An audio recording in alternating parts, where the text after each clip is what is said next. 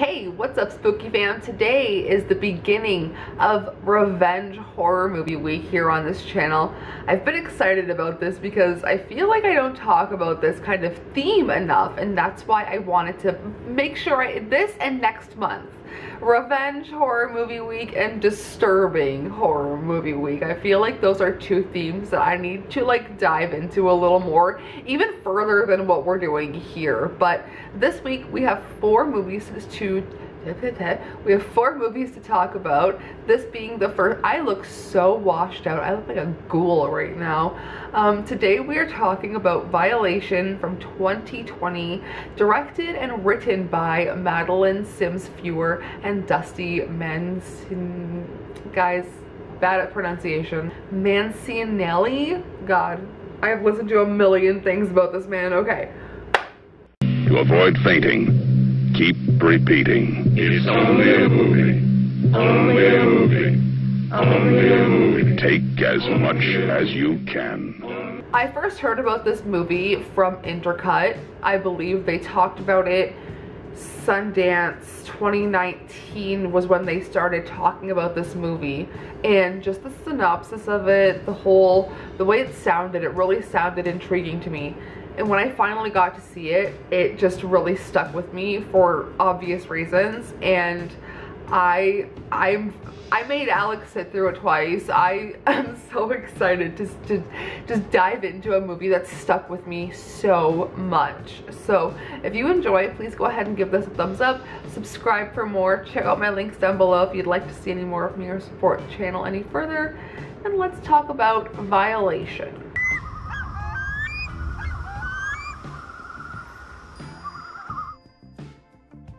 A troubled woman on the verge of divorce returns home to her younger sister after years apart. When her sister and brother-in-law betray her trust, she embarks on a vicious crusade of revenge. And when they say vicious crusade of revenge, it's pretty brutal. So we're going to talk about some facts revolving around this movie, some trivia, because I feel like there's a lot that I wanted to talk about that was mentioned in kind of like a lot of Q&A and a lot of behind the scenes stuff. So I'm excited to dive into that. But you can stick around later on in this video. I will have timestamps where you can see a small plot summary. I won't be showing the good parts. There is a full frontal nudity. And that's not a good part. It's traumatic. But we will be getting to a small plot summary and then a little bit more about the movie at the end of the video. So let's get into that. Madeline Sims Fewer, who co-wrote and directed Violation, said that in an interview that she was inspired by male anti-heroes for her character Miriam. She felt like there were no female anti-heroes she could think of. She said that men in the anti-hero role do unspeakable things, but we're still on the ride with them. She was passionate about creating characters who are despicable and awful, even single-minded in what they think is right. What we see in turn is Miriam thinking that she is the white knight in this story. In this movie, honestly, it's not supposed to feel as cathartic as it did for me. They didn't want that, but I mean, as a survivor of trauma related to themes in this movie, I feel like it was very cathartic to watch the ending of this movie. It's set up to just like, at the end, you just feel a weight lifted off of you. 3 of the 4 characters are shown fully nude. The only one who isn't is Miriam, and that was a conscious decision to never have Miriam fully nude, as to never show her fully without her armor. And I really appreciate that choice. There was a scene that was deemed unnecessary where Miriam was nude, but it was cut to show her only partially exposed.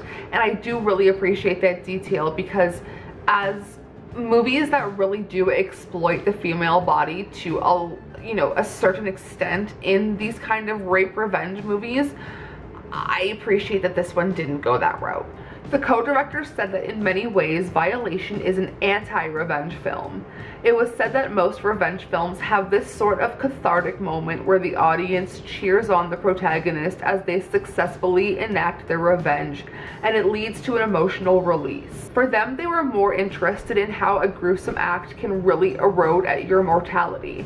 And like I said, as a survivor of assault, I genuinely feel like I was in the minority of people who felt that cathartic release at the end of the movie, which is why it stuck with me and which is why I watched it so many times.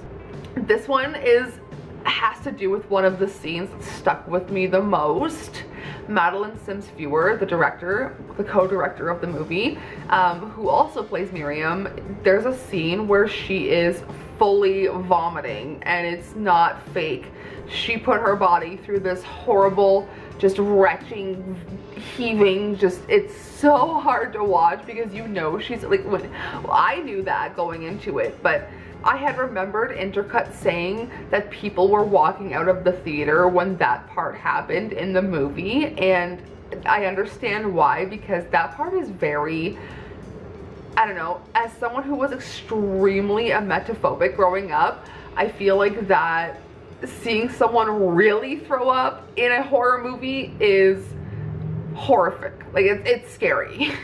But we do have to give props where props are due, and they did not use any sort of special effect. They did not use any sort of, it's just, she became one with the puke. The writers felt it was critical that the assailant, Miriam's brother-in-law, was killed, hold on to your butts, with an erection. The actor that played Dylan in the movie was offered a prosthetic penis, but he was like, no, I got this. Don't worry about it. In reality, he did say that having his real junk in the scene would make it more realistic, and I feel like it just adds to the uncomfortability level because you're like, oh my god, there is just, take it off the screen. On Rotten Tomatoes, this film, I don't usually talk about this, but it did sit at 88% for quite a while, which I just feel like it deserves. The overall consensus said that Violation presents a powerful depiction of one woman's trauma and an uncomfortable, gripping aftermath. Violation was also described as decidedly dark, potentially dangerous, and probably deranged, and flips the revenge genre on its head, which I guess I have to agree with because it goes balls to the wall with the revenge sequence. So let's get into a small plot summary and then we'll talk about some things to wrap the video up. Violation follows Miriam and husband Caleb, who are having unsaid marital problems, but you can tell it's leading to divorce. But they're traveling to a cabin in the woods to meet her sister Greta and brother-in-law Dylan. Miriam and Dylan seem to have a connection as they walk and talk and tease each other. Eventually things change after a drunken night at the fire pit. The atmosphere changes and we're left to watch a harrowing and unwanted assault. Dylan forces himself on Miriam, and we see this from a different perspective.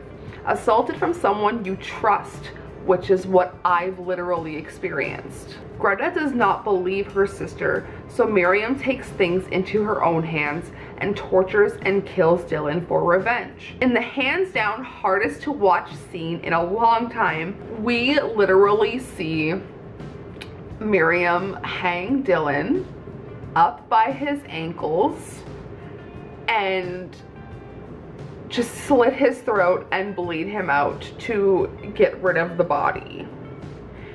And that scene alone was just the cherry on top of the cake for this movie. Miriam grapples with even more trauma from the rape and the revenge, and we're left to see Miriam, a completely broken woman with no happy ending. And this movie does not have a happy ending, and I like that because I don't necessarily love a happy ending every single time we watch a movie, you know? I'm going to leave a link down below of an interview from the Toronto International Film Festival featuring all 4 of the lead cast members kind of talking about their experiences with this movie, and I don't know, it gave a lot more insight. It has the 4 main leads and then the 2 writers and directors who was actually one of the main leads. It's a convoluted thing here, just stay with me. The Toronto International Film Festival, the whoever's hosting it brings out the director of Revenge, which is our movie for tomorrow, and I felt like it was a fun kind of crossover that I didn't realize that I would kind of come into after I picked the movies for this week. One thing I really do appreciate Violation, it was shot in only natural lighting. It was only like there was like lamps, but there was no studio lighting, so they used whatever kind of lighting they had that was necessary, daylight, just like different times of day, and like natural house lighting, but they didn't use any kind of studio lighting. So the hanging scene that I mentioned when she bleeds him out, which was a chef's kiss scene, I will say again, it was done using a whole body cast, a whole life cast of the actor that plays Dylan's body. They had a whole thing going on. They filled it with blood, and it just makes it so much more realistic because it looks like a real human body, and it is freaking cool. This movie involves a personal assault, but deals with the theme of revenge for trauma perpetuating trauma. And I feel like that is a really good thing to keep in mind about that, is that you can't solve your trauma by creating more trauma. It's just going to be a cycle of shit. And I think that's a good place to end this video because I feel like we've gone a lot longer. I had to switch the camera angles a little bit because keeping in theme with the movie, I am filming in natural lighting today. No studio lights. So I hope that you guys enjoyed. Tomorrow is, I know this was a heavy video, so if you haven't seen this movie, check it out, because if you like revenge films and you like, I don't know, a more grotesque and violent ending, check it out. Joe Bob says check it out. I think that even is I think it's on Shudder. I'm pretty sure it's a Shudder original. But tomorrow's video is also coincidentally a Shudder original, Revenge from 2017.